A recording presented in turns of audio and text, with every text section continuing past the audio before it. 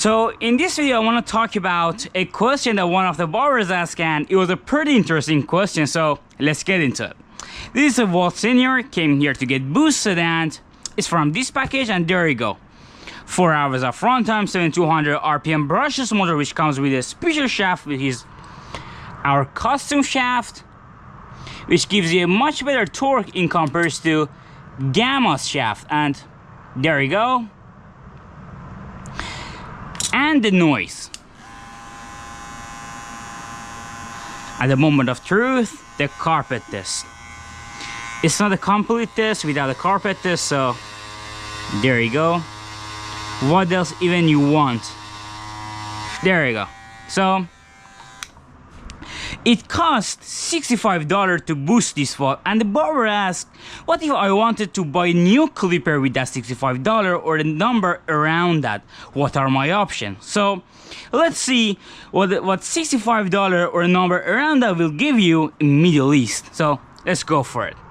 The first 10 minutes will be my review, and the next 20 minutes will be a barber's review. So let's see what we got with that price. What are the options? So the first one is this one, Keeper Percelta. With that price, it's too premium, it's too good. So there you go.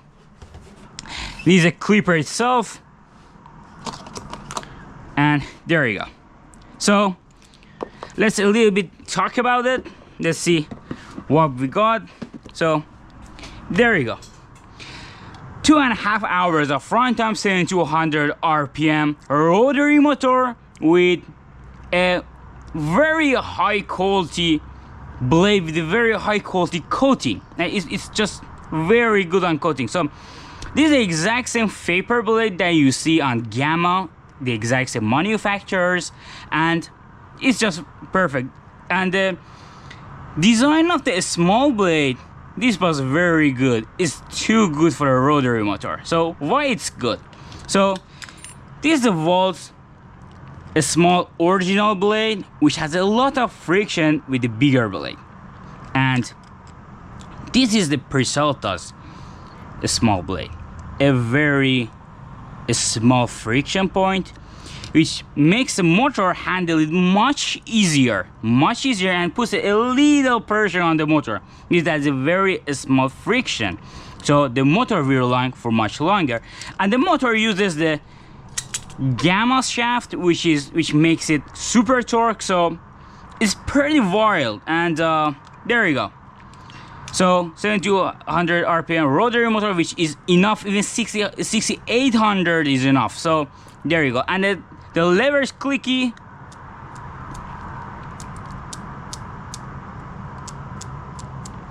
And there you go. So it's pretty wide on here, and if you open it, you see this. And if you open a Gamma or a Gamma boosted, you'll see the exact same battery, the exact same circuit, the exact same switch, the exact same motor with the same RPM, exact same shaft, and exact same blade. So it's Gamma. The only thing it misses is that micro USB charging port, which the Keeper doesn't have, and the Gamma have, which is not a big deal, but there you go. A $200 clipper only for $70, and it doesn't even need any booster. It's already boosted. It's enough. It's more than enough for barbershop. But still, the barbers order the boosted version. So some of them boost the battery, some of them boost the motor, some of them boost the both, and there you go. So if you boost the only battery, it will run for, instead of 2.5 hours, it will run for 4 hours. And if you make it brushless, it goes up to 5 to 6 hours. And the both battery and motor that getting used, a Percelta booster getting used in Volt. So why Volt runs for 4 hours and this runs for 6 hours? Only because of the small blade. The small blade is lighter, has a small friction point, therefore it runs for much longer. And if you make this ceramic, make the small blade ceramic, it will run up to 6 hours too. So there you go. These are the both difference, and the Percelto boosted will we can easily compete with wall boosted on runtime, but on cutting performance, both of them are good. But on intense bulk removal, the Percelto can't cut carpet, you know. But it's enough. It's more than enough for barbershop. You don't even need a boosted one. Already the classic one is enough. But if you can go a little bit wilder, this is too good. So there you go. Wall boosted, Percelto boosted, and the normal one. So I say again, the normal one is already boosted, already enough. But if you want a little wilder, you can go with these two, and 2.5 hours of runtime, 4 hours, 4 hours of runtime without the brushless motor, even 5 to 6 hours with brushless motor, and 4 hours runtime, but kills it on intense bulk removal. Nothing can stop this. So there you go. So it's a very good, very fair deal for a number around $70. Very fair deal. And there you go. That's for Percelto. And the next option is this clipper. These two, which you can find the cheaper version of this AC clipper for $70, $75 in Middle East, which the runtime isn't that much, only 100 minutes. Maybe you need to charge it for charge it if it's your main clipper. You should charge it for three times maybe. And but it's 10,000 RPM. It's more than enough, and it just kills it. It just kills it. Usually comes with a flat blade, and there you go. You can find another let's see, yeah, another brand, Verbena, actually manufactures this with the same quality, same RPM, and it's about $70 in Middle East, which brands get pronounced and written like this. It has a trimmer. The trimmer has some problem with the battery. The battery performance can decrease suddenly, but the clipper was monster. If you don't do anything crazy with it, if you don't open it for no reason, it will run for a long time. Even if you're Euro and got the cheaper version, it's wild too. It can easily go for 3 to 4 hours with no problem. It's a monster. So there you go. These are the two options. I mean, I had a little problem with Verbena runtime. You can boost the battery, and maybe it can go up to 3 hours, and it's the good options. So I myself prefers the rotary and brushless motors, but the AC ones are wild too. So yeah. So I'll let my friend which is Barber, test the Verbena, the Percelto boosted, Percelto the classic one, and the wall boosted, and I'll show you what he thinks and what are his comments. So the next thing I will be in his barbershop. So turn on the caption because Ali speaks Persian, so I'll translate it on YouTube so you can watch the caption and see what it says. So there you go. These are the two good options. These are very good, so you can go with it. Thanks for watching. Let's go to Ali's barbershop. So we are heading to Ali's barbershop. There we go. سلام داداش. سلام شد. علی اومدی؟ آقا مخلص. آقا مخلص. There you go. So Ali got the boss Verbena trimmer and his clipper. There you go. The exact key version. So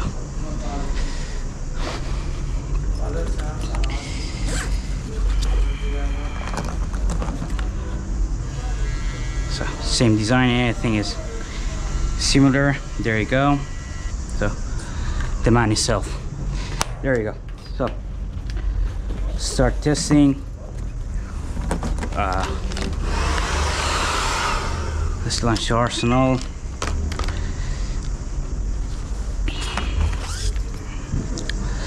So the Volt Senior, the Kiva version of Verona, both AC, so the boosted and non-boosted version. So we find the model, let's let Ali tell us what he thinks, and let's go for it. Next shot, we are testing.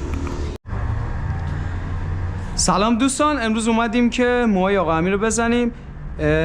چند تا ماشین برامون آوردن که براشون تست بگیریم و ما رو اصلاح کنیم. ببینید این محصولاتیه که ما تو سالنمون روزمرگی باش استفاده میکنیم و این محصولاتیه که برای تست آورده شده. اول از ماشین‌های روتاری میخوایم استفاده کنیم، بریم باهاش ببینیم چه جوریه، چه کارایی برامون داره و چه نتیجه میتونه برامون داشته باشه. خب اول از یه نمره 10 میلیمتر میگیریم، میریم برای تخلیه کردن و دامنه سازی و بیس کار.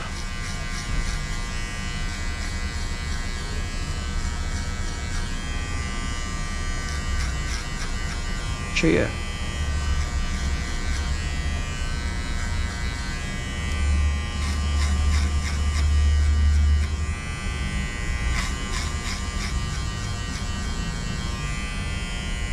قدرت حجم زنی قابل قبولی داره.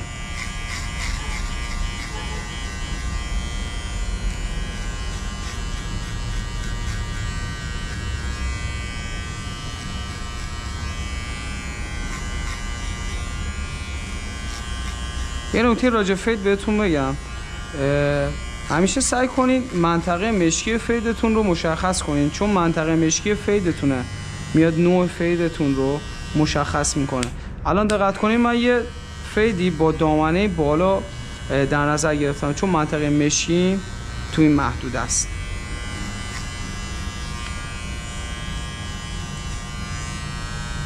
خب میریم از نمره 6 میلیمتر.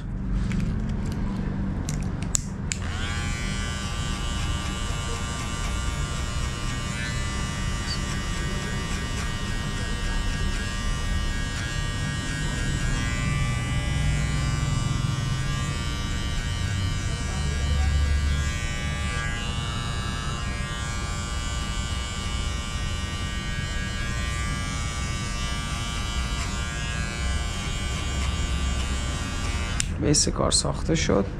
خب حالا میایم از این ماشینمون برای موتور براشلسه میخوایم یه استفاده کنیم و ببینیم چه کاری برامون داره.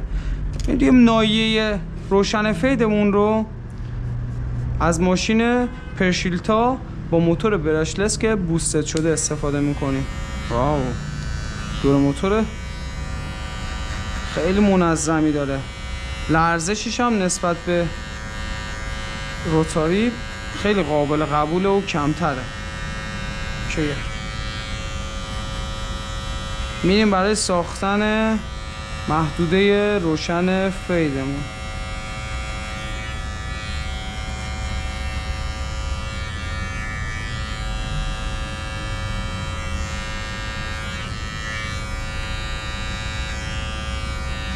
بریم ببینیم تو محدوده توسی چجوری میتونیم باش کار کنیم.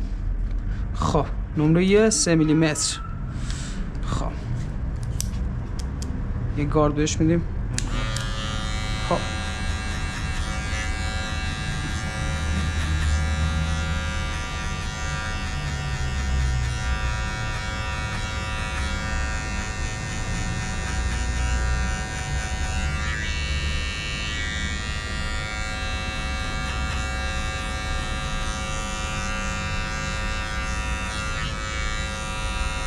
بچه حسی که از ماشین بوستد و ماشین روتاری گرفتم فرقش یکی این بوده که موتوراشون یه موتور به نسبت با لرزش کمتری داره.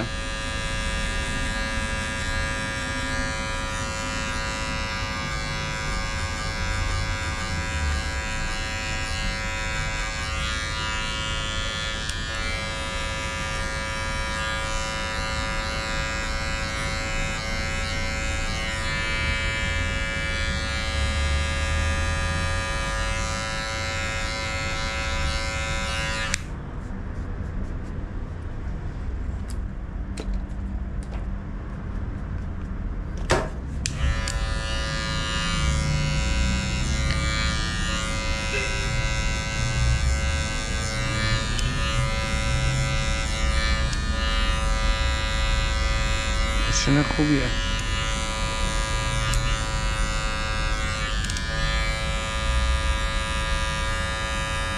یه تفاوتی که با ماشین روتاری داره اینه که یه حس بهتری تو مو زدن ازش میگیرم، اینکه میتونم تو مراحل کارم خروجی بهتری داشته باشم.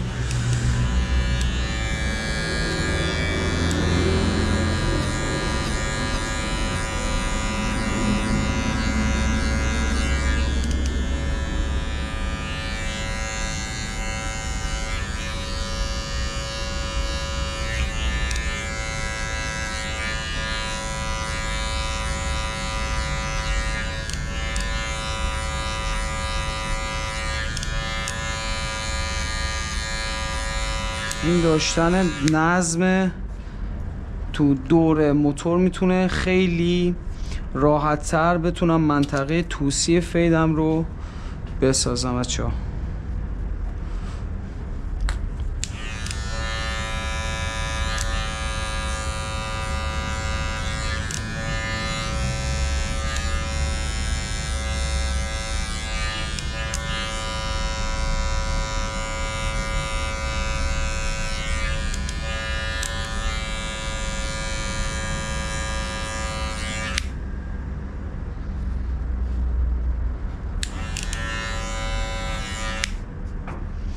خب میریم با تریمرمون یه اوتلاینش رو میگیریم.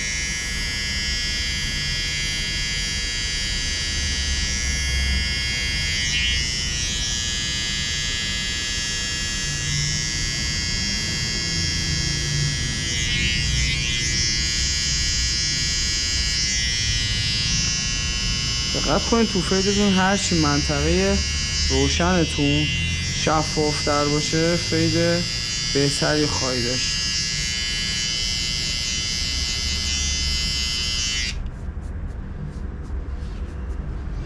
خب یه ماشین دیگه هم هست بچه‌ها، نگاه کنین. این ماشینیه که سینیور بوستد شده است که دقیقا مشابه همینو من تو سالونم هم دارم.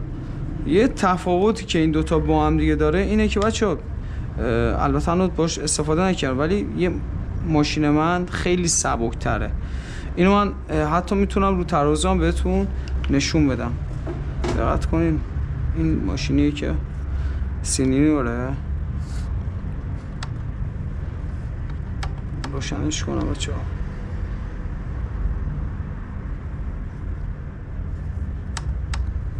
روشن نمیشه.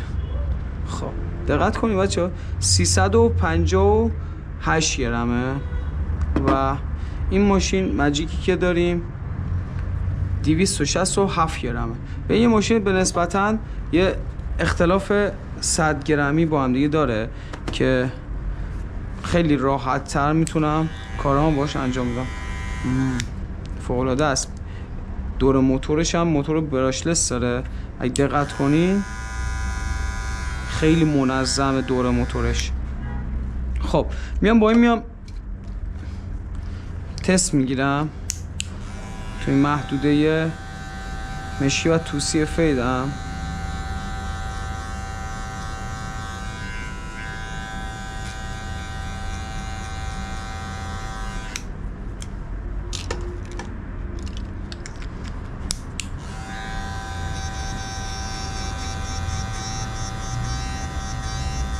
همون حس پرشیلتای بوستد شده رو به من داره میده. در این حال تفاوتش در اینه که یه مقدار سنگین تره و این هم میتونه اون تیغهاش باشه که هر دوش خود فابریک برای سینیور که خیلی تغییرات نداشته. خب میام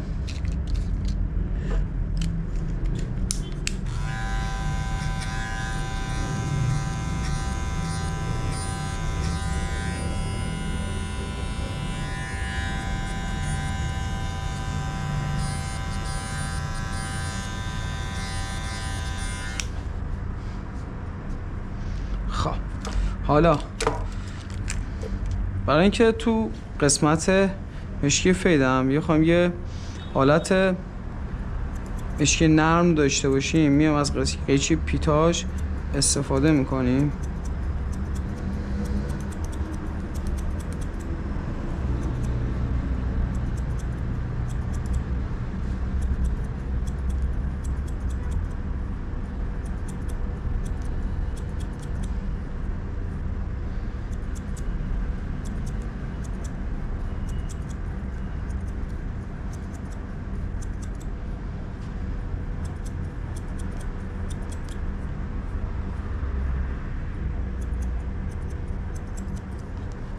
خب این شده از فاینال فیدمون که این طرف رو با این دوتا ماشینی که دستمون رسیده زدیم.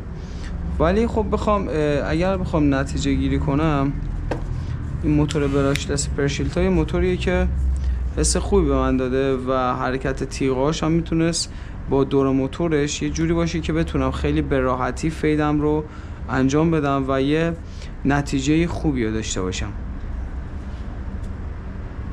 اوکیه؟ میخوای ادامه بده؟ خب میخوای دوباره قطع کنی؟ دوباره من ادامه بده؟ قطع بشه تموم میشه؟ آره قطع بشه مشکل نداره. دوباره من شاید از اون ور بگم، من اصلا میخوام ویدیو رو ببینم. الان ویدیو داره میگیره. خب بیشتر تست کن ماشین رو، بیشتر نظر برو همینجور برو. اوکی. خب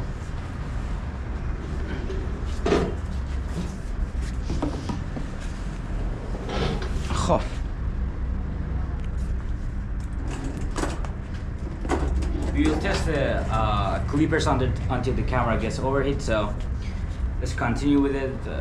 Maybe suddenly. خب Yeah, it gets off. براشلس. خب میایم حالا وقت اینه که قشنگ بخوایم تخلیه دامنم رو با پرشیلتای بوستد شده انجام بدیم. میریم که ببینیم حجزنیش به چه صورته و میتونیم چه خروجی برای ما داشته باشه.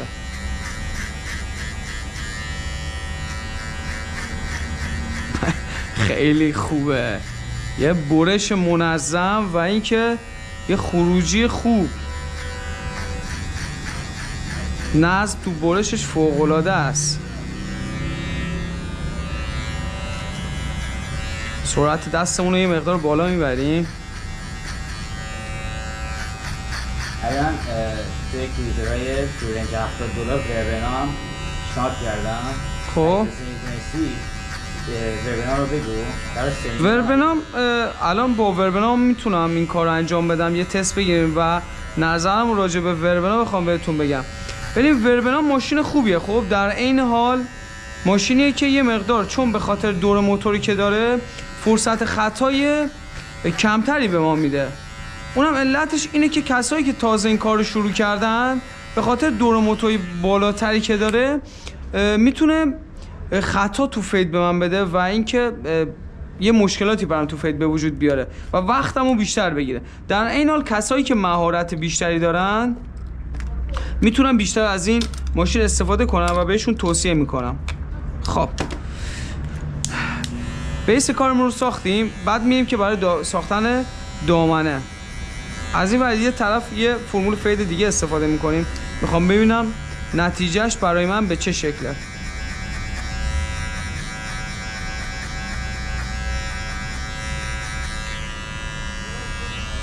مرسی.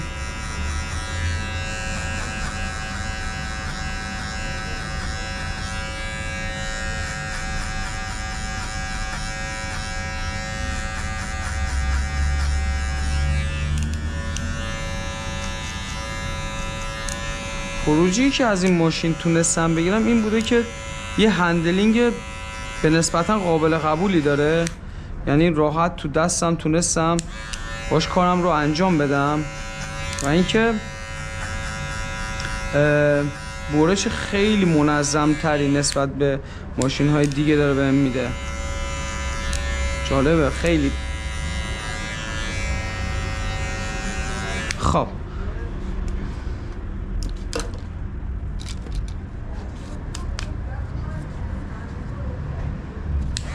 خب منطقه مشکیم رو ساختم، الان میخوام برم باهاش منطقه روشن فیدم رو بسازم.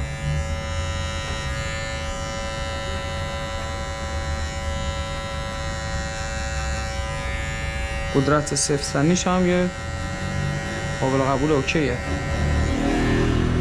خب یعنی میتونه برای من یه ماشین مکمل تو سالن هم باشه. در این که یه دونه از اینا هم خودم تو سالنم دارم، ولی این هم حس همونو به من میده. خب حالا میریم برای ساختن قسمت توصیه فیدم. یه نکته‌ای هست که راجع فید میخوام بهتون بگم. دقت کنید که دوستان شما اول از همه باید منطقه مشکی فیدت رو بسازی و بعد بیای ناحیه روشن فیدت رو مشخص کنید، چون فید تشکیل شده از منطقه روشن، توسی و مشکی که برای اینکه بخوای یه خروجی خیلی خوب داشته باشی باید اون یک نواختی و یک دستی رو تو فید به وجود بیاری که بتونه فیدت یه کنتراست خوب و قابل قبول داشته باشه. خب دقت کنید که نمره 1.5 گذاشتم رو ماشین و گارد تا انتها باز کردم.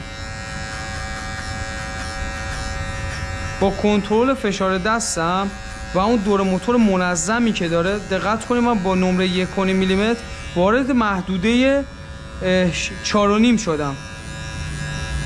اینجا شاید اگه موتور AC بود میتونست خیلی خطای بیشتری به من بده و فیدم رو خراب کنه و مجبور میشم از نو بخوام فیدم رو شروع کنم.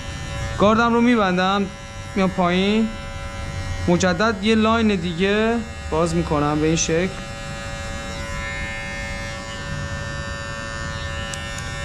میزنم رو نیم و گارد 2 به این شکل.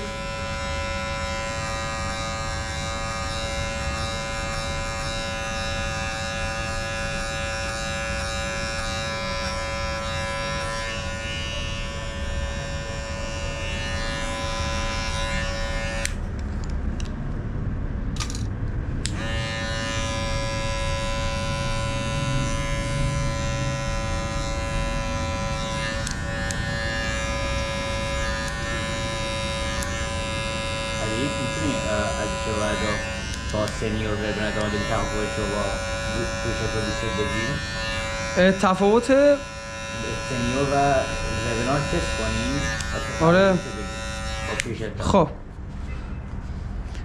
ببینیم من الان اینجا با وربنا میام، با وربنا کار میکنم. بذار از اون دوباره از اون بخوام یه لکه گیری کنم از وربنا استفاده میکنم. نگاه کنین از صداش اونطوری که مشخصه دور موتور خیلی بالاتری داره. این من خودم به شخصه به کسایی توصیه میکنم که مهارت بالایی تو فید زدن دارن، چون در عین حال میتونه مناسب کسایی باشه که سرعت بالایی میخوان و میخوان سرعت بیشتری داشته باشن. و اینکه اگه بخوام مثلا بیام با سنیور مقایسش کنم، این به نسبتاً قابل قبولتر و خوش‌دست‌تره و اینکه سرعت بالاتری داره، ولی خود من توصیه من نیست، یعنی فیوریت من نیست که من بخوام بیام وربنا رو انتخاب کنم. و اینکه اگر بخوام بیام اینو راجع به سنیور بیشتر بگم، ببین سنیور فقط این یه حسی که بهم میده اینه که یه مقدار سنگینه، ولی در این حال میتونه مثل یه تانک بره تو مو، بخواد حجم‌زنی فوق‌العاده‌ای داشته باشه.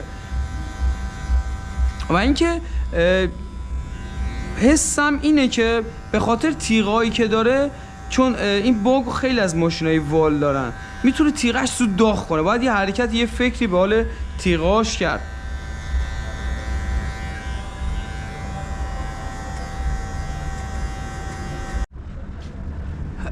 دوستان عذرخواهی میکنم ازتون. ببینیم ما پایان کار بودیم که یه گوپرو آورهیت کرد و اینکه ما مجبور شدیم که کارمون رو نیمه کاره بهتون چیز کنیم. خب دوستان من داشتم راجع به سنیور توضیح میدادم بهتون. دقت کنین که اگر بخوام بهتون این ماشین رو بیشتر براتون توضیح بدم، به نسبت ماشین قابل قبولیه، چون من اون حس خوب رو ازش گرفتم و تونستم یه خروجی خوب ازش داشته باشم.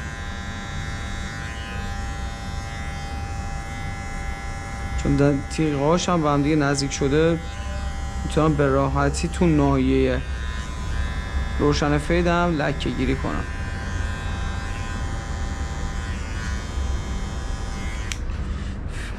خب یه ریز لکه هاش مونده که بچه این شده از پایان فید ما. خب حالا دوستان من اگر بخوام بیام این بررسی و تستی که انجام دادیم و بخوام بیام این ماشینا رو کلا براتون باز کنم، سینیور رو نظرم بر اینه که ماشینیه که خودم پیشنهاد من بیشتر رو هج زنیشه و اینکه موتور براشلس دقت برش بهتر و نظم برشاش خیلی، برش تیغاش خیلی بهتره. و اگه بخوام یه باگی رو ازش در بیارم اینه که یه مقدار تقریبا در مقایسه با ماجیک یه مقدار سنگین تره و اینکه تیغاش چون دو طرف تیغه فلزیه یه مقدار خیلی زود داغ میکنه. و اینکه بخوام با پرشیلتام کار کردم در مقایسه با پرشیلتای روتاری و براشلس اینه که من خودم تونستم حس بهتری رو از بوست بگیرم، چون اون هندلینگ و لرزشی که تو داشت روتاری نتونست اون حس بوست رو به من انتقال بده. اینو شما باید آرایشگر باشی. ببینید من شاید تو خروجی کارم بتونم با هر دوتا یه خروجی یه شکلی داشته باشم، ولی زمانی که شما اینو تو دستت میگیری اون حس رو درک میکنی که چه تفاوت‌هایی با هم دیگه داره. من خودم باز بین سینیور و پرشیلتا با فرقی که خیلی فرق خیلی کمی دارن، نظرم پرشیلتا. امیدوارم که این بررسی و این تست ها به کارتون اومده باشه. موفق و پیروز باشین.